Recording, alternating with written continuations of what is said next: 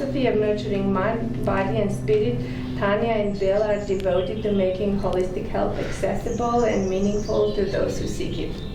Thank you guys for being here. Thank you. Do you guys want to do an introduction of like who's who? So we just yes, and what everybody does. I would love that. I'll start with Of us too, I mean. So I'm doing like a mini introduction to Ayurveda. I have 2-hour-long ones. I have 45-minute ones that I do at Canyon Ranch, right? So, and I'm going to try make it even shorter. Not quite the elevator speech though, because today I think it's mostly about introducing you to Shirodhara. So Ayurveda is the ancient holistic medicine from India. We claim to be the oldest in the world. So does Chinese medicine. They're very similar, and they're, I believe, at some point we're deeply connected. I'm pretty deep dove into Qigong, and with that I also studied now a lot of that, and I'm like, it's very, very similar. We believe everything in the world is made up of 5 elements, including us, and we are these 5 elements in body, mind, and spirit.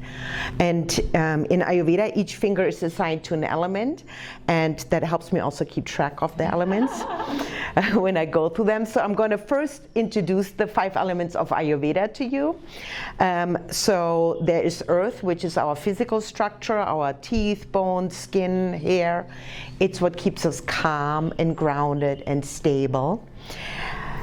The next one is water. That's all the fluids in our body. Lymph, blood, tears, sweat. It's love, it's nurturing, it's compassion. The middle finger, of course, is fire. So it makes it feel so weird, like this is the fire. So fire, most people in Ayurveda specifically associate Agni, the fire of digestion, the gut, with it. But there are many fires throughout the body. It's wherever there's transformation happening. So on a biological, on a chemical level.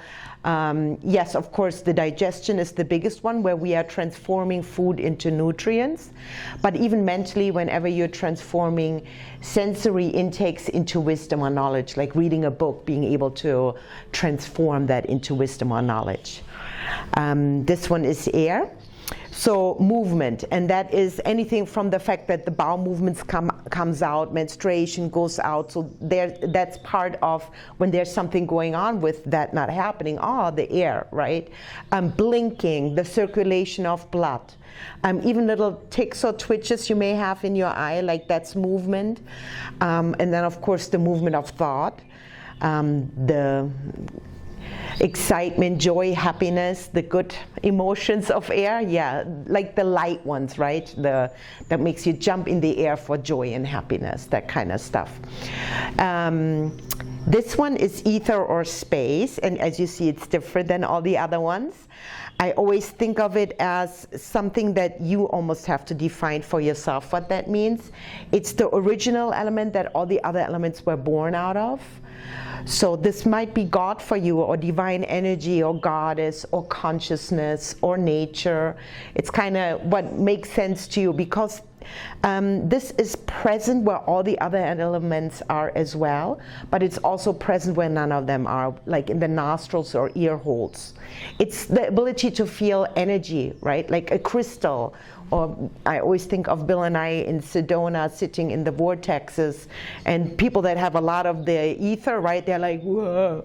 Okay. And Bill and I are sitting there like, do you feel it? Nope. Do you? I think we feel the energy of the rocks we're sitting on, but we don't feel that vortex energy at all. Yeah, it's feeling energy, creating art, but like, you know, where does that come from? From the ether or space.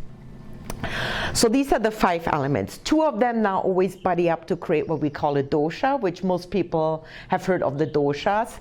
And I think the most common misunderstanding there is that we use the term dosha to describe our prakriti, our constitution, but we also use it to describe our imbalances, our vikruti, and they're separate. They're not the same.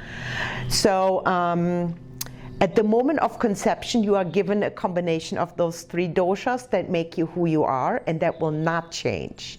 That's the most thing people come to me and say, I change all the time, right? And I'm like, no, underneath you are still that same person. It hasn't changed. Your imbalances have changed. The season of your life has changed. The season outside has changed, but you are still the same person underneath. And we say at the moment of conception, you are given that, because from conception to birth, you can already go out of balance, because maybe your mother experiences trauma while pregnant with you, or is eating the wrong foods, or your birth itself was traumatic. You don't remember it, but it affected you in some shape or form. So you are a combination of all 3. I'm going to go through them and I'm going to stereotype them horribly, but to make, that's the only way to really make sense of them. Please remember, you are all 3. So for some of them, you might say, oh yeah, I'm that too. Yes, you can be all 3. Most likely you'll be able to say, oh, that's my partner, oh, that's my friend. It's a little harder for ourselves to understand who we are, but your partner is going to be able to say, no, you're that, most likely. So let's start with Vata. Vata is air and ether. So the qualities of air and ether come together. So the people that are mostly or dominant in Vata, I call the ballet dancers or gymnasts. They have long, narrow arms. And by long, I mean in radius to the body, the proportion, thank you. The proportion to the body. And they're long and narrow, the fingers are long and narrow. Everything is kind of dainty and little. I often describe them as fairy queens, like there's a lightness and a petiteness about them, right? Little eyes, little nose. So they have that quality of air and ether strongly, which means they're light, they're floating through the air. They often don't have college degrees because they kind of go from thing to thing. They're like, this is the most exciting thing ever, and then suddenly this is the most exciting thing, and then this kind of bumblebees or butterflies, we call them often, and they get very excited about it all. They're very artistic, very excited. They have that ether energy about them, so even being in the presence of one that is in balance, you can feel healing or the energy very strongly. Pittas, I call the soccer players because they're medium build. Everything is kind of medium. They have often strong jaw bones, and they can build muscles very easily. They are fire and water, so they're very smart, but also have love and compassion, which makes them amazing leaders, doctors, lawyers, right? Because they're very organized, goal-oriented. They love, when I give lectures, right, and they sit there with a clipboard already out taking notes, and I'm like, They love making lists. They love making lists so much they may finish a task, add it to the list so they can cross it off. It's very satisfactory to them. They're very, very smart, organized, goal-oriented, but they are not only the leaders often of their own practice, for example, but often also the leaders of their families. So they're running everything, right? They're running come on in. They're running their business, they're running their family. They're the problem solvers for everybody, so they're often also burned through their nervous system and their hormone system. So that's who I see often with like thyroid stuff or, right, like where they just start burning the candle, not just from 2 ends, but from all 4 ends to a crisp, right? Pittas are intense, and they love intensity. They often, when sadness happens to them, they kind of push it down. I'm sorry, that was the microphone. They push it down and they don't let it out. Like the Vattas tell everybody their sadness, what that can go inside, right? There's a lot of chatter in the mind, but they kind of share and let it out, and it's sometimes they're misread as drama queens. The Pittas just kind of push it down, and they say, it's not a big deal, it's fine. And they say it like that, it's fine. I figured it out, I know what I'm doing. And then, down the line, they're burned up, they're burned out. And that's literally the words they use. I'm burned out. I'm doing too much, I'm stressed. Kaphas, and that's where I present to my husband. They're earth and water, right? Yeah, so they're very grounded, stable, strong.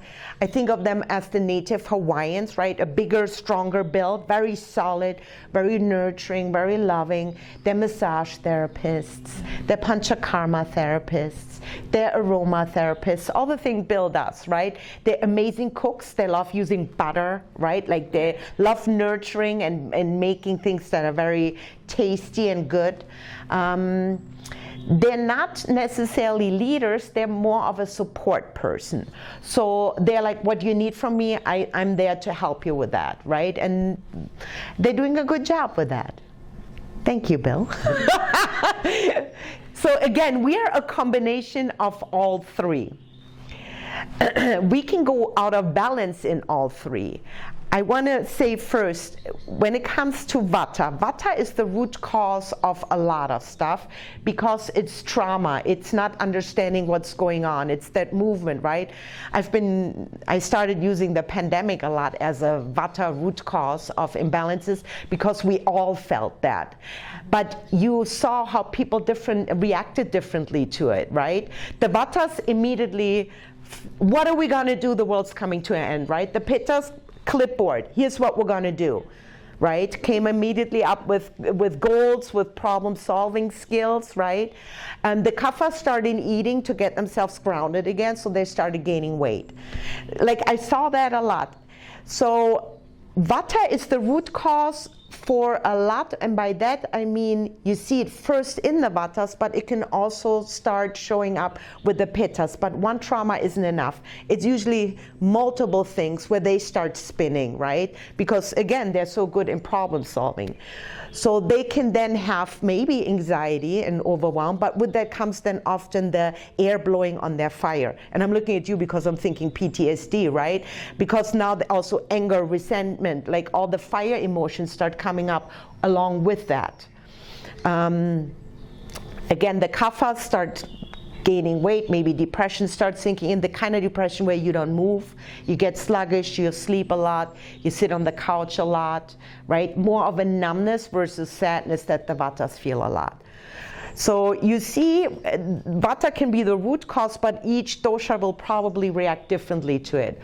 So emotionally imbalancing, when we call about Vikruti Vata, imbalances in Vata, that is anxiety, overwhelm, worry, insomnia, but the insomnia where it's just chatter in the mind. Not necessarily anything specific. It can be a song stuck in your head, or butterflies and bumblebees and the world coming to an end. Like it can be all over the place. Pittas can have insomnia as well, but again, it's more of my list, what am I going to do tomorrow? Right? Or organization, or like it's real life stresses, like starting to think about money or business, or right, all the to-dos for the list, that kind of stuff. So Vatas, physically dryness comes up from the air, like dry skin, dry bones, dry eyes, just kind of dryness. It lives in the nervous system and in the colon, so it can also be air, being gassy, constipation, dryness in the body. Pittas, any disease that ends in itis, colitis, any inflammation stuff, right? I always think of mucus because clients email me and say, I have a cold, what should I do? And I'm like, I need more info. When you blow your nose, what comes out? Is it clear, watery stuff? Well, that's a Vata thing. You probably need oils, right? And like you need your mucous membrane covered with like licorice, or like something like that. The demulcent, right? A Pitta maybe blows their nose and it's yellow or green. There's inflammation happening. They need more of a cooling herb, right? And the Kapha, heavy, thick, white stuff, just like really thickness. So again, even like when I talk about symptoms from different doshas, it can be I have a cold, and then we dive deeper into it. So Pitta lives in the liver, the gallbladder, in the skin, redness in the skin, so eczema, psoriasis, acne, in the eyes often I see it, and like I said, burnout, burning through the hormone system, have often a pitta thing with it. Hypothyroidism, and a lot of also autoimmune disease, I would say, are like a combo of vata pitta stuff, where I see, and with that always often then comes digestion stuff, right? The kaphas, I would say, is weight gain, high cholesterol, diabetes. However, that can also be a pitta thing, different root causes, right? Mucus, edema, like buildup, anything where you feel like they haven't let go. Yeah. I think that's a good overlook of the, again, you're probably a combination, but most likely just the fact that you're here and you showed up probably shows pitta, you know. Don't forget. You didn't forget. You're not at home like, oh no, what time is it? I started painting, I forgot all about it. Yeah. And the kaphas are like, no, I'm not getting off this couch right now. Any questions about that? So I'm slowly guiding you now towards Shirodhara. So when you see an Ayurvedic practitioner, just a little overview. My intake takes about 2 hours. And I'm asking anything from what do you eat every day, how much do you sleep, what is your life, how has your life been, what are the traumas, right? Are you married, are you happy, have you had your heart broken? I ask all the questions, hence 2 hours. And then my second meeting is the report of findings. And there we discuss what do I think is your prakruti, what is your vikruti, your constitution, what are your imbalances. And then I go into what is your state of ojas, your immune system, what is your state of ama, toxins build up in the body, prana, life force, tejas, truly understanding the world. And then I prescribe or do recommendations. And of course, always, especially the pittas, want to know food as medicine and herbs. They're like, I don't need to know about the gems and the crystals and the aromatherapy or what mantra you want me to chant. The vatas are, first, before we do anything, have you found a mantra for me? Right? So, but either way, I'm going to recommend all the things, and eventually everybody starts being interested even in the other stuff. A big part of my recommendations are Ayurvedic treatments and Panchakarma. Panchakarma is the Ayurvedic detox. Pancha means 5, karma means actions. So it's a whole thing of detox. It's not easy. It takes willpower, it takes commitment, it takes time, right? It's not an easy thing to do. People's like, I'm going to do this detox thing. I'm like, hey, let's first determine if this is even something you should be doing, right? And then should this be a tonifying or truly a scraping, getting toxins out? Because very often it's more of we need to strengthen your immune system more than anything. And then a really big part of my recommendations as part of a Panchakarma or just come and see Bill and get Ayurvedic treatments. And then you can see Bill on your own, just a mommy time out, right? An Abhyanga and a Shirodhara or a holistic massage. Or it can be specifically recommended with what kind of oil and herbs. We may even make then the oils for that client, say, okay, this person has this going on, we need to make this oil for them. And we do them and we chant while we do them. And then you get Shirodhara maybe as one of the recommendations. So I would say the most common person that gets this recommended is probably somebody out of balance in Vata. So going back to what Vata is, dry and cold. Well, what's better to heal dry and cold than warm and wet? Right, all you need to see is the warm oil. So really, most vatas, the best thing is to just dip them into warm oil. Their skin will absorb it, and we really want to put oil into every hole of your body, and I truly mean that. Every hole of your body. And the vata will probably absorb it very quickly and very easily, and immediately gets them more grounded. So the abhyanga, the warm herbal oil all over the body, this is the Shirodhara onto the third eye. Bill will talk about it more, but again, it's often, I hardly ever recommend it by itself without the abhyanga on top of it, unless it's something like insomnia. When I have somebody with intense insomnia, I may recommend get 3 days in a row, or get 5 days in a row. This is also, in Ayurveda, we prescribe that for PTSD, with herbs cooked into it, like Brahmi, right? We use this also for anxiety. We use it for, I'm trying to think, overwhelm, worry, all of those things, but also for pittas. But even for people who may had a concussion or hair loss, right? There are so many different things you can do with it, and that's when we then go specifically into what kind of oil, what kind of herbs should be cooked into this. Are you ready to have this handed over to you? Absolutely. All right. Any questions before I go? Thank you. Thank you. Woohoo! Attached. Yes.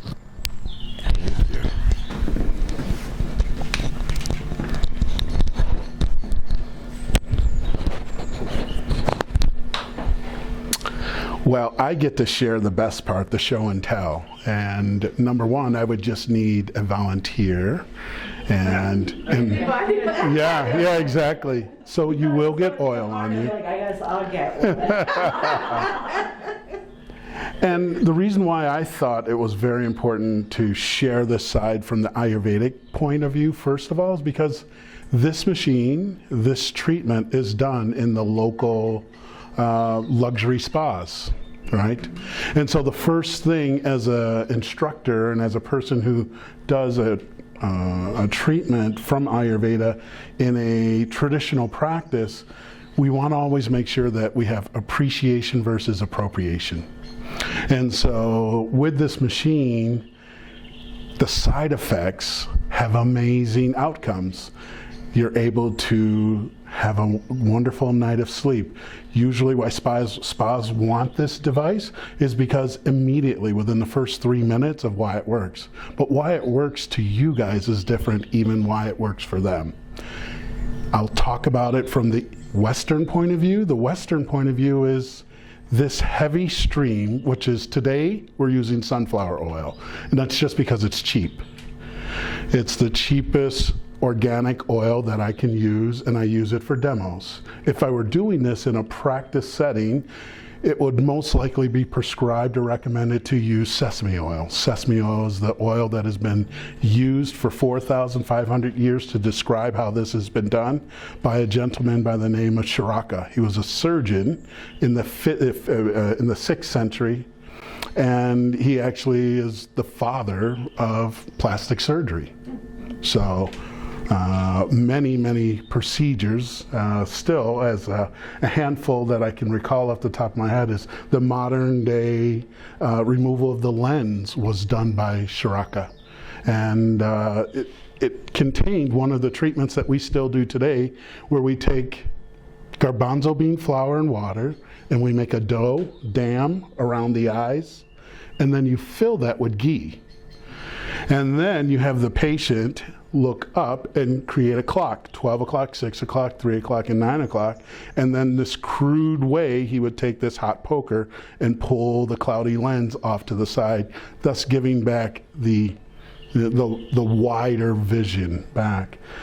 He also Mohs surgery, the same way that Mohs surgery is done today, where there is a large portion of epidermis and dermis missing from an area on the body. They would use a leaf, and the leaf was drawn and then put onto the skin to turn the flap. That's still exact same way that we do it in plastic surgery today. So the surgeon had this insight to use warm and heavy on the trigeminal nerve.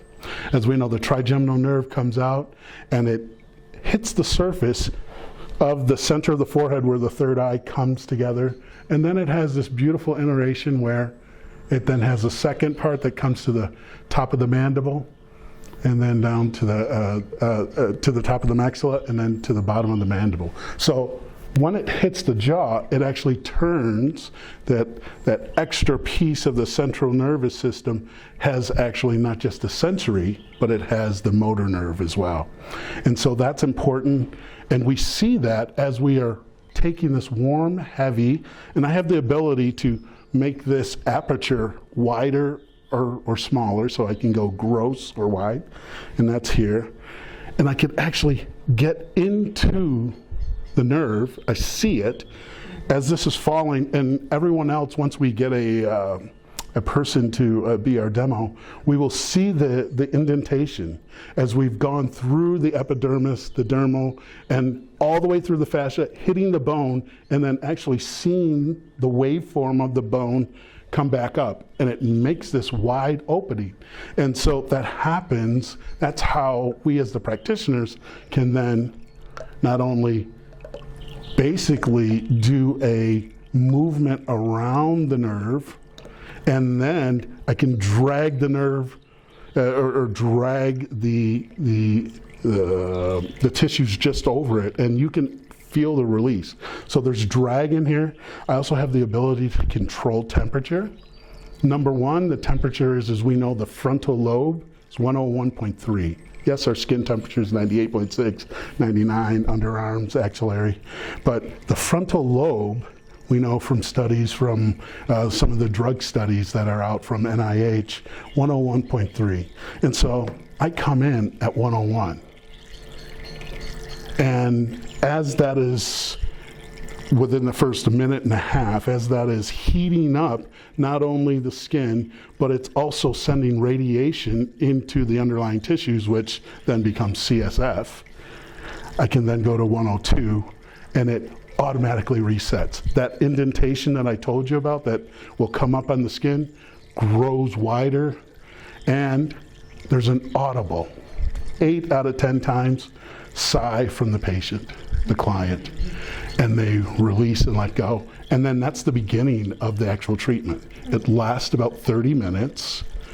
And traditionally, you would have to use 2 liters of oil, pour it, you're putting it over the client's head, it's falling off the back of their head, you have to catch it, rewarm it. So in a traditional setting in India, it takes 2, sometimes 3 people to do one person. And so in 2012, my buddy created this machine, an engineer, that, number one, you're not working anymore. You're actually observing your client, observing the patient. And observing comes with following prana, following the breath. And we are able to, from the head, look all the way down, seeing the feet. I can see the belly rise and fall. And sometimes prana actually gets stuck here, and people do not breathe through their bodies. And as a result, we then use other traditional vibrational tools. One of the ones that I use that we start out with are these beautiful rose heads, rose petals, and they go on the center of the palm, which is a direct relationship to the heart chakra and to the lungs. And so every time we start, no matter what the scenario is, why they have been sent for this treatment, we always want to protect their heart. That's something that I learned, but I've not seen that in all practices. As if I did this in Detroit versus if I was from New Delhi, the lineage might be different, so the teachings might be different. And so the way I was taught in my lineage, it was to also protect the heart chakra of all clients, no matter, even if that was on the page. And so we do that in a couple different ways. Our lighting system in our office, because we use colorism as well, we hug them with a green light. So these fluorescents are green instead, and so we have green light, and that is how we actually start the intake. And our intake is no longer paper from the bodywork side. It is a foot bath filled with salt water, filled with rose petals, and grounding. And so after we have put a treatment or a position of holding over the heart chakra, we then take away the eyes, and that is very important.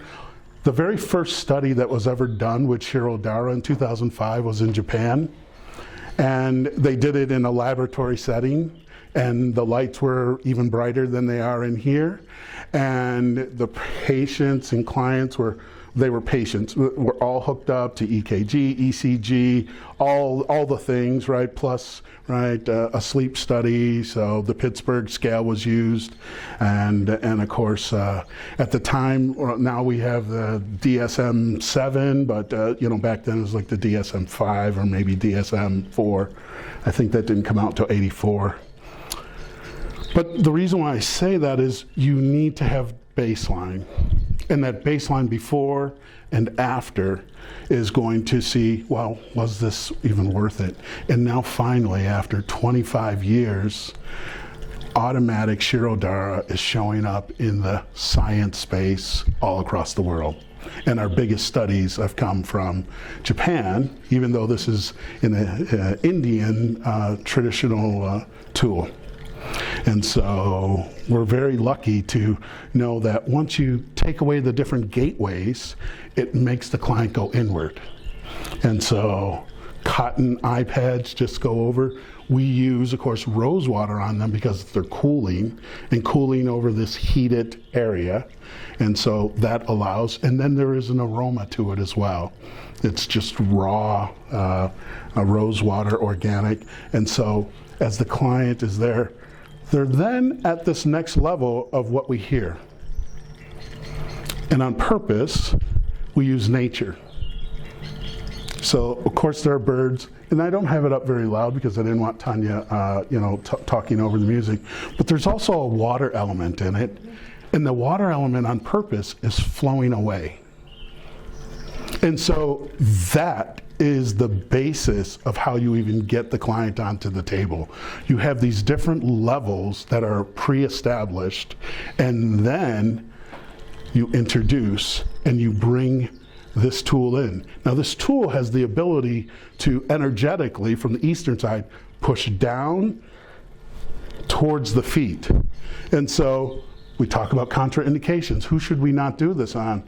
Well, number one is going to be women in their third trimester, because it has the ability to induce or push. It's a pushing element whenever you push on here. Also on the inside of the ankles as well. These are areas during the third trimester. But up until that point, this is a wonderful tool for calm, introspection, grounding.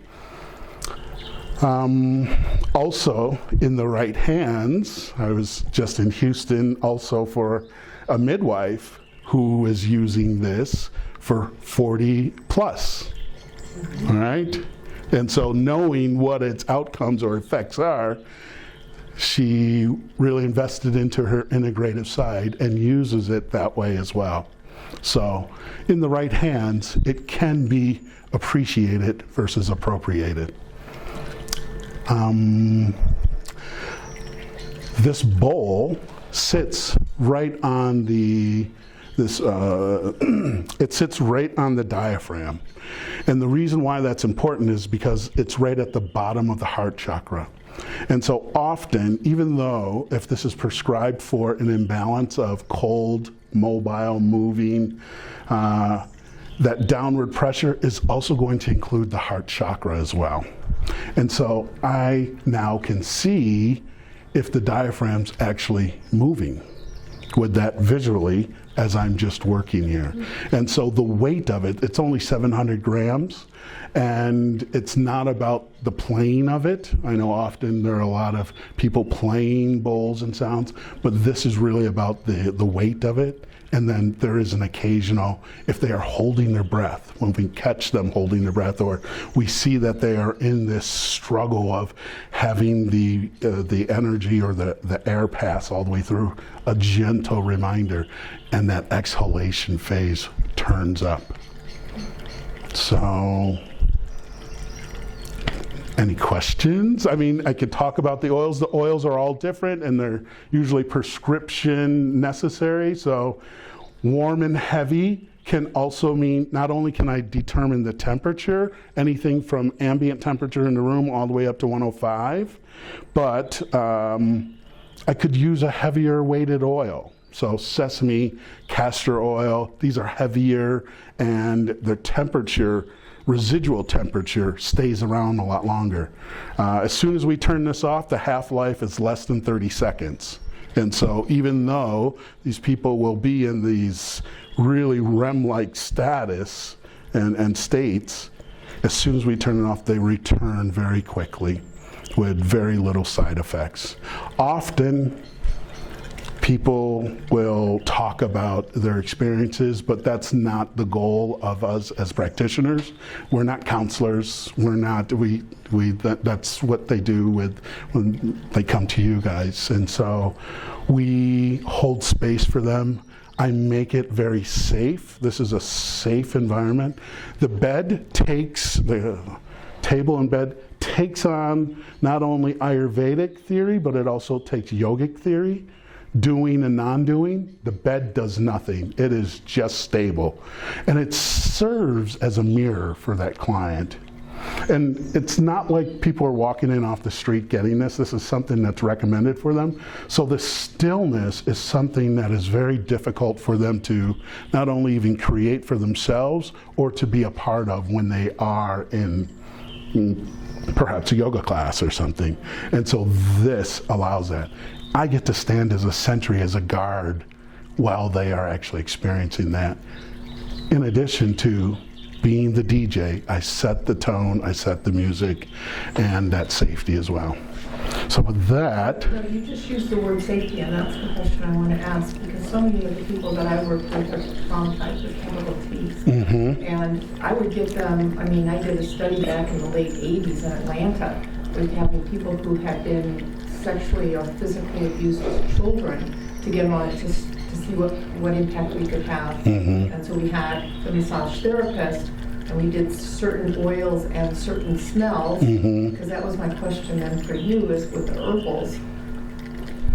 Teach me more the difference between the herbals and the aromatherapy type of thing, but to get them from disassociating. Mm-hmm. And I see that so much with when I then worked at the DOD, is how to get them grounded again was the hardest thing. And that was a question I wanted to ask you, not to make it so specific, but as you guys went to, as we went together, is so many times, so you were talking, I would see soldiers go to BATA, you know, they would be so ungrounded, and all the things that I would make them, and, you know, and they always laughed and called not crazy, because I make them take the shoes off and walk in the grass to reground themselves and that kind of thing, and train them that, you know, when IEDs hit, is your ass in the sand, or are you still boots on the ground, and what you have to do to get your safety and your brain back in, so that I'm having them act versus react and get them out of, as much as I could, out of the sympathetic system.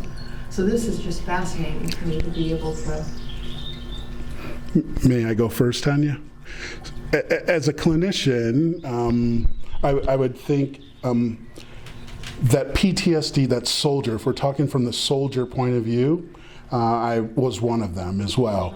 And so there's a respect going on that they want to feel safe with one of their own as well, as opposed to a clinician who is giving them by the book this policy and how to do that. And so the point that you bring up, you're exactly right. We actually don't take for the soldiers or those folks that have experienced where they need to know where they are at all points, times, and space.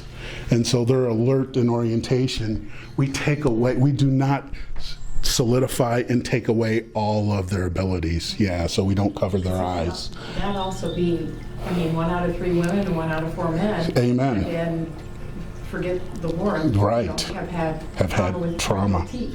And so that was mine, because when you said the word safety, that's the first thing you have to create before they will. And that's number one. I see that more than I would say probably anyone else in this town, because I'm a person of color who is with the public, and I'm a man, and so that's like, now you're adding blocks, right? Things that may have been triggers for them. So it's not like we are doing this and forcing this on them, but we actually, from every intake we have, we always let the people know, your practitioner's a male, he's a man of color, he's a person who worked in medical sciences for 25 years in women's health. So all of that work that you're talking about, that connection, is so true and so important. I fill this form, and so I live in that space even before that client comes to us. And so we've built our practice in with that mindset. Is there anything you want to add?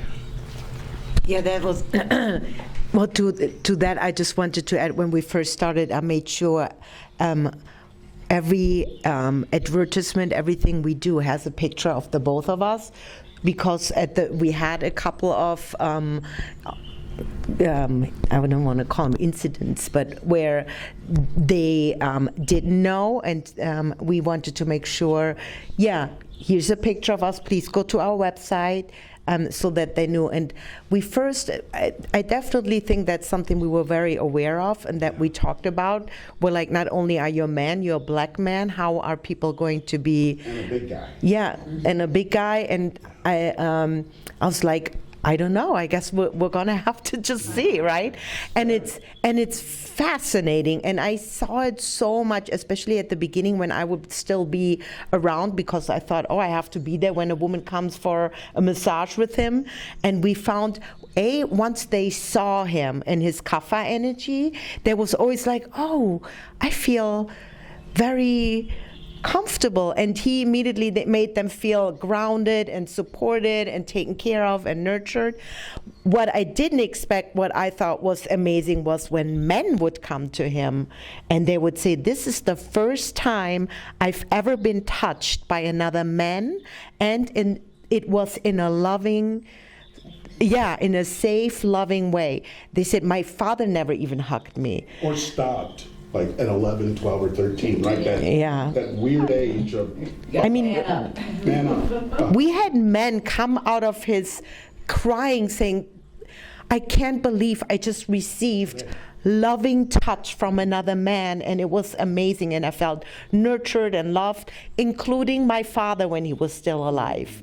My father didn't hug, he just, it was such a huge experience for him. So I think, the fact that you are, who you are, I think often helps the trauma experience in a whole nother level we didn't even think about at the beginning, how healing that can be. Thank you Yeah. for answering that. I hope that answered it. Yeah. Oh, sweet. I mean, I can just, I'm going to take over. Yeah, no worries. Would you be our first volunteer? Super. Actually, you could just take that your jacket off, and then perhaps maybe leave your necklace behind. Yeah, it is.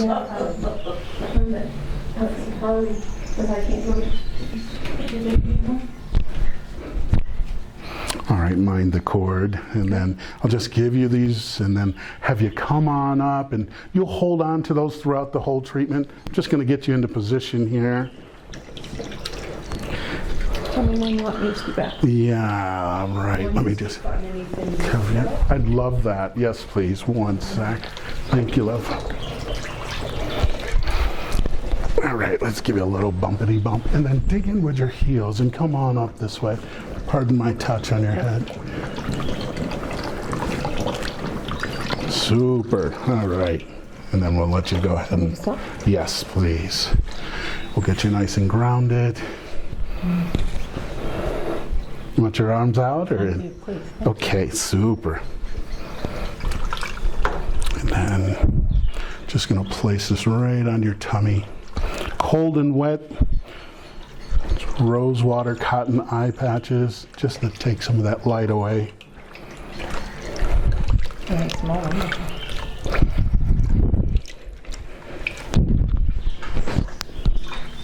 I'll give you this for 1 second.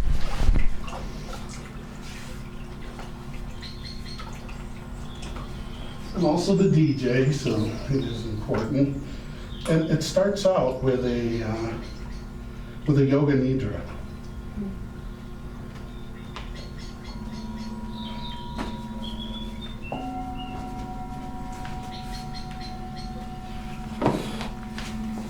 Begin to settle into your breath. Inhaling and exhaling. Deeper and deeper. Here we go.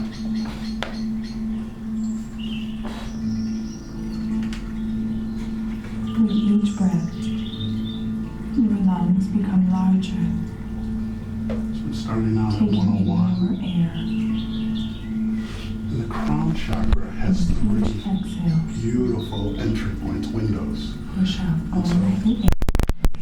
We make them first. Thank you, Tanya.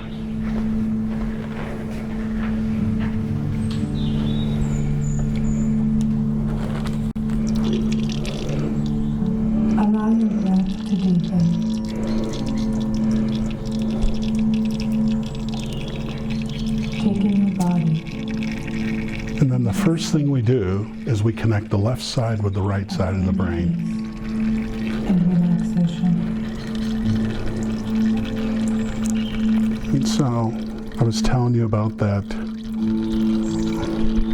Stay focused on your breathing, the drag. You're welcome to come and already see it. allowing peace to flood your body. So as you can see right now, that's just the weight of the oil hitting right now. And that is the beginning phase of it. Allowing strength. Just at 101 and take it up to 102. Right, it's basically, as we depress on it, right, there's a rebound. Now, as we hit temperature, you will see that grow. And exhale peace.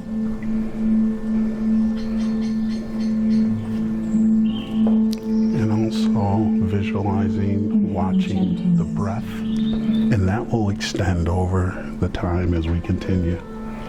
And even though we're talking, I do these demos in conference halls with hundreds of people on purpose in the loudest area, and they still go under. It's starting to widen here. And I'm going to speed it up a little bit by putting more weight on it. Another thing we do when we're treating patients with the help of a physician As you inhale, for addiction, focus your breathing. we go up to 8 to 12 inches, making it hotter, making it heavier, and it has this vibrational effect on the dura mater, the higher up it goes, versus just 4 inches down. Inhaling to your head. So it's starting to grow. I don't know if you can see it from this side. Allow stress to flood out of your head. Inhaling to your neck and All shoulder. right, so now let's do a little work. Let's do some fun stuff and see how it changes our breathing. And as you exhale, So this is called the Ajna chakra, but the window to it is actually right here, and that's called Stapani, and that's from an Ayurvedic marma point. inhaling to your left Very similar to reflexology, but it's totally different, but we just say that. But that is our window. And so I'm going to open it.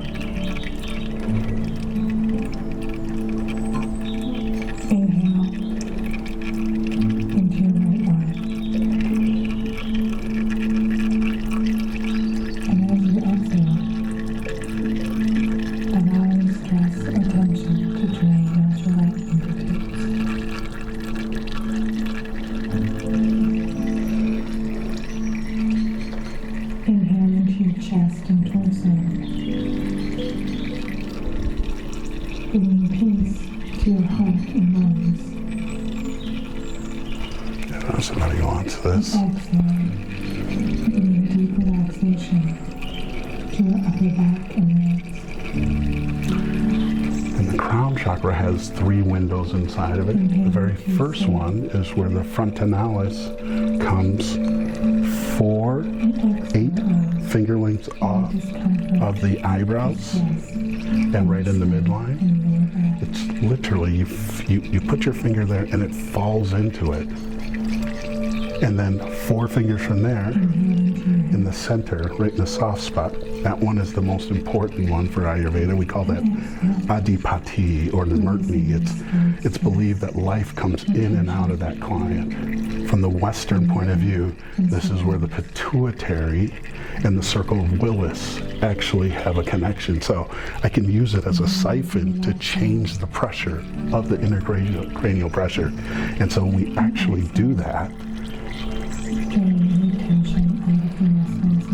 And I get direct feedback immediately to my fingertips. Let me get some washcloths so that if anybody wants to touch, you can actually feel. Yeah, there's a whole bunch of them. Yeah, thank you. And so glymphatics was described, right, 2016 by Duke University neuro team. Ayurveda has been talking about these points for 4,500 years, but they finally discovered it. And so these places that I'm talking about, if you just take one finger and just leave it there, and then slight twist, there you go, not pushing it. And then if someone could just ring gently, and you can even feel the ringing of that. And so now you have this resistance and you are inside the pressure of the intracranial cavity. And then, I'll ask you to go back on. And then I'm going to hold the one underneath and see if that one increases. And so try not to feel, but just allow yourself to receive. And it's just like cranial. Does anyone do cranial sacral? So they say, right, it's like at the weight of a nickel, 5 grams is the amount that you put on pressure. And exhale, bring stress, drain out of the left ear. Oh, sorry. Anyone else want to take a feel? And then a little bit of a twist, and then kind of make so you're not like forcing it. Yeah, nice and grounded. Yeah, please. Yeah, that's so vibrationally. If anyone feels energy, you can bring up your own. Don't touch the bowl, but you can feel her out to here. I mean, you can. So what's happening at this point? This sulcus has grown, and now we know that there's an amount of oil inside, and now it's connected to her. And even though this looks like a stream that is not moving, it's moving, but there is an unwinding. And so for massage therapy, people that are holding the insertion and the end of a muscle, and you feel it unwind, that is happening right here. So if you feel energy, you don't even have to touch her head. Just do that and come in with this bowl. And right before you touch it, see if you can find the proximity, and then take it out as far as you can feel it. It is unwinding in there. We're just here to protect. There's nothing that we're doing. It's a really fascinating tool. Yeah, and that is, right, the reason why we're using that is because we know that's the end of the circle. Not only, right, the CSF, but also the energetic as well. Actually continues on through the toes, but this is a great block. Pretty cool? Yeah. Yeah.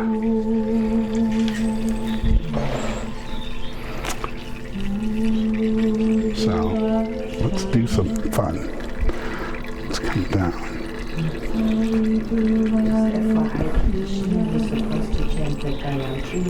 which is playing right now.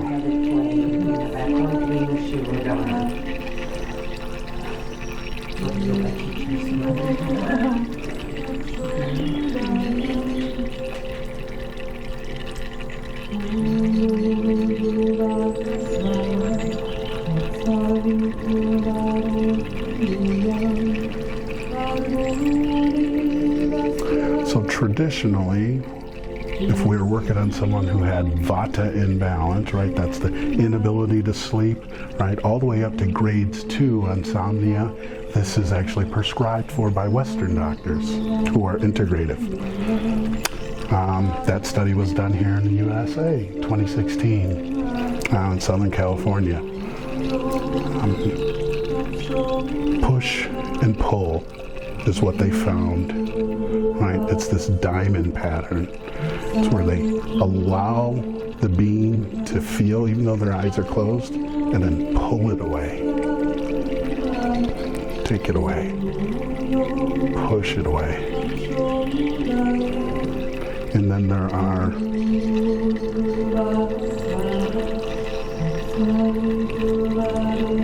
you can actually take this off.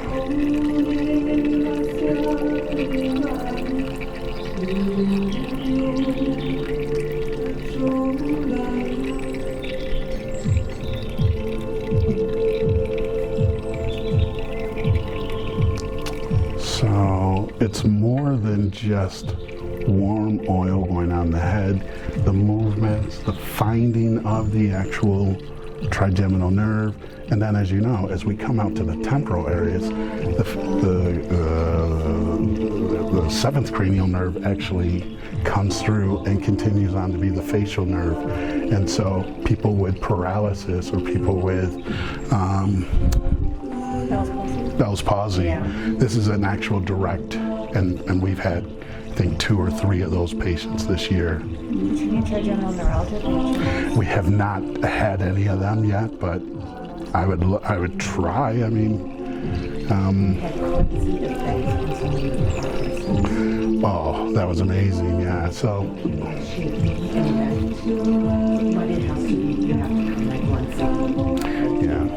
Yeah.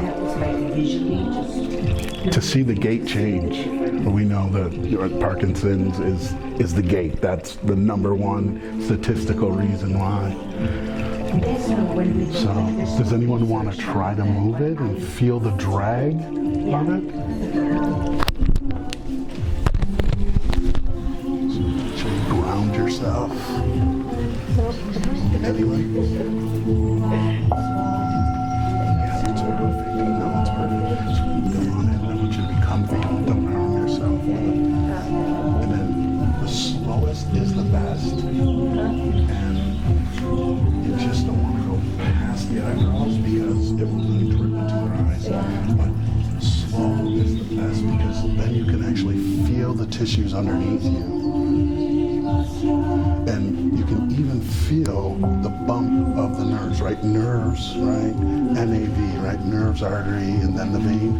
And so you can actually feel there's a whole patch here, there's a patch in the middle, and then over on the far right-hand side, you'll be able to feel these beautiful nerve tissue.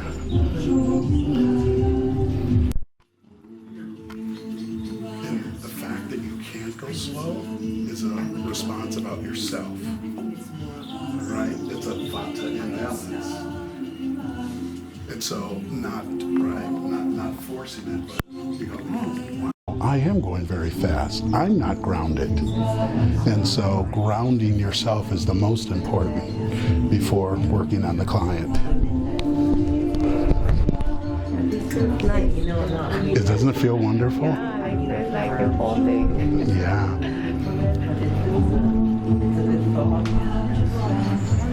Anyone else want to try it? No? Okay. Well, let's get her cleaned up and we can get the next person ready.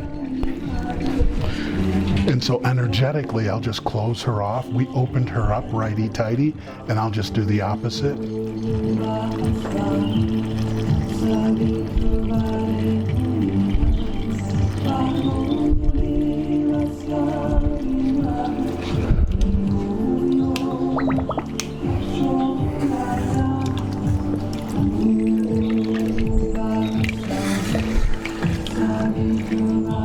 So this, in a traditional setting, it's double the oil, right? 2 liters. It goes everywhere. It's dangerous because as you're heating it, this bowl, well, a bowl in a traditional sense, after you put that full liter in, takes about 9 minutes to run through. And then by the time you collect it, you can never make it the same temperature again. So you're also throwing an imbalance in your treatment of vata supposed to be calm and cooling in order to balance it. And that's what the machine does. And so that's where we feel like we show up as appreciation, but not just taking all the good parts and saying, this is ours. Any questions? No.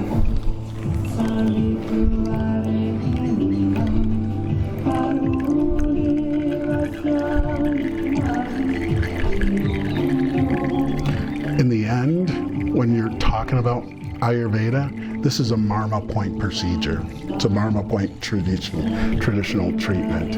And that's because those points, not only are we using the oil, but we're using our hands along the lymphatic compression area, bringing a full flow to the undercurrent of the brain and its beautiful fluid that protects it.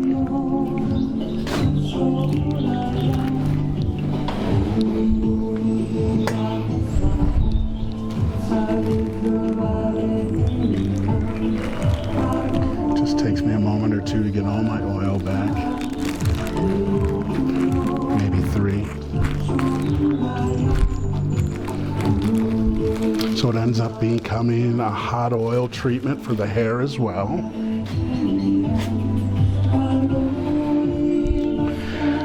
And often we ask the people to sleep with it for as long as possible or keep it on for as long as possible because of the herbs. There are no herbs in tonight's oil. So the most important, if you do get a demo, when you go to shower tonight, please put shampoo on your hair before you get it wet. That will save you 2 washings. It will come out with 1 washing as long as you get the emulsifier going first. So you never want to prescribe or do this on someone who has a dinner party that night, or right? So all of those things are, or it's a contraindication if the clients are like, how much oil are you going to use on my hair? Like automatically they're thinking about that, and it's not important to do it then. I've canceled people because they couldn't wrap their head around that. Didn't see what clothes you wore. I only have 3 colors of turbans. I hope that this doesn't throw off your color palette too much.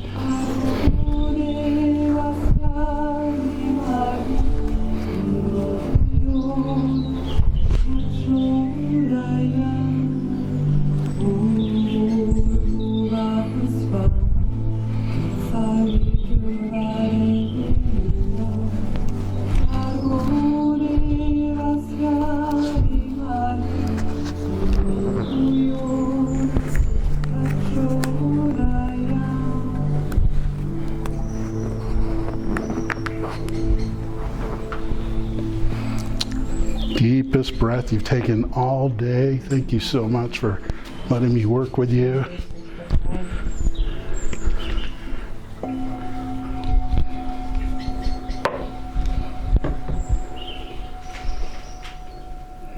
Super.